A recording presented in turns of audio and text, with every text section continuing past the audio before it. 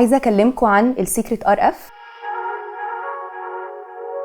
هو عباره عن مايكرو نيدلينج مع الراديو فريكونسي او الموجات التردديه. دي بتساعدنا ان احنا نوصل للديبر لايرز اوف ذا سكين، فبالتالي بنقدر ان احنا يحصل ناتشرال ستيميوليشن للكولاجين والالاستين، فده بيساعدنا ان احنا نحل مشاكل كتير زي الاكني سكارز، المسام الواسعه، الستريتش ماركس، وكمان يحصل اوفرول سكين ريجوفينيشن وجلو. الار اف اكتر حاجه بتميزه ان احنا بنقدر ان احنا نعمله ونمارس حياتنا الطبيعيه. كمان بيبقى سيف اوبشن جدا ان احنا نعمله في فصل الصيف. بنحتاج نزود في السيشن ان احنا نحقن بلازما او سكين بوستر، ودي كمان بتعمل ناتشرال ستيميوليشن للكولاجين والالاستين، فبالتالي بيحصل بوستنج لنتيجه السيشن. بتظهر نتيجه اول سيشن بعد شهر او شهر ونص، فده معناه اني هشوف نتيجه اول جلسه مع تاني جلسه. بنحتاج كام سيشن من الار اف؟ طبعا دي بتبقى حاجه اكوردنج لكل كيس، الدكتور بتقدر تحدد محتاجين كام سيشن.